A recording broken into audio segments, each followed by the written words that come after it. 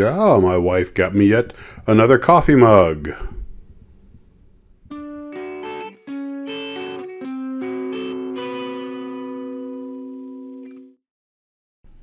Well, hello, Glue Troopers. Max's Models here, and my wife got me another coffee cup. This one has the artwork that Matt Teven did for the channel on it, and it is just absolutely awesome.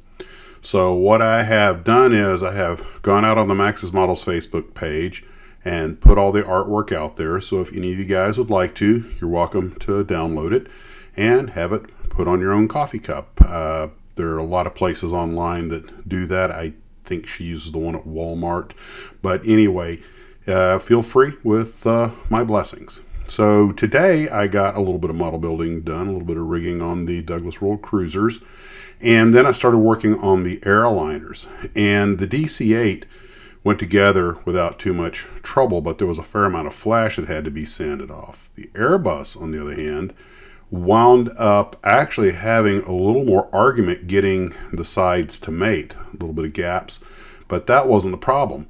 Both of them have essentially ridges that have got to be sanded down, and I got to be honest, they're both pretty tough. It's a little harder than it seems like it would be to get them smooth, but I've been polishing on them and sanding and polishing and sanding and polishing, trying to get everything to line up, and the Airbus is actually giving me a little more argument, and it's the newer molding.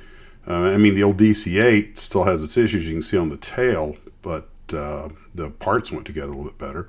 Then I started practicing a couple of techniques using various methods to color in the windows on the DC-8. And some of it is using panel liner, some of it's using flat black, and some of it's using Sharpie. And all of them seem to kind of do the job. I'll figure out which is best. The Airbus, by comparison, has hollowed out windows, so no problem there.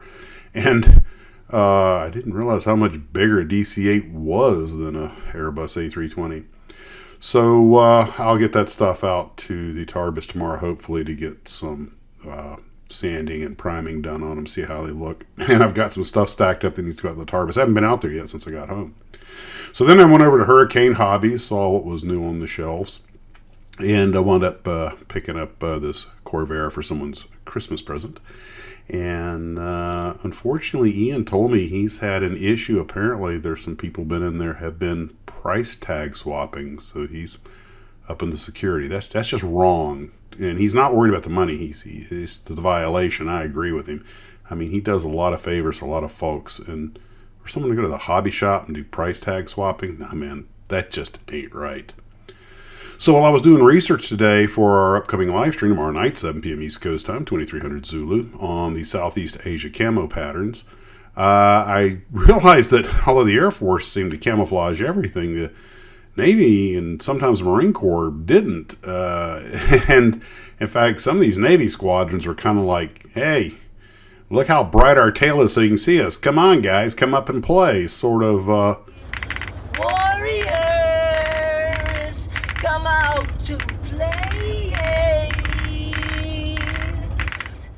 Also, while I was doing some of the research, I stumbled onto this little jewel from Admiral Tom Connolly. I'd heard the phrase before, complaining about the Navy F-111B that never went into production. Of course, we know the Air Force did, but it also went to talk about how the failure of the F-111B for the Navy ended up basically starting the process for the Tomcat.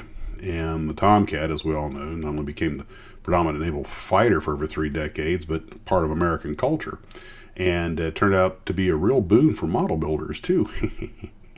So maybe we'll talk about that at a live stream. I might even do a episode about that for my other channel, Pilots and Prop Wash. So anyway, that's where we're at for today, guys. Lots going on this weekend. Hope to see you at the live stream. Take care of yourselves, and as always, model on.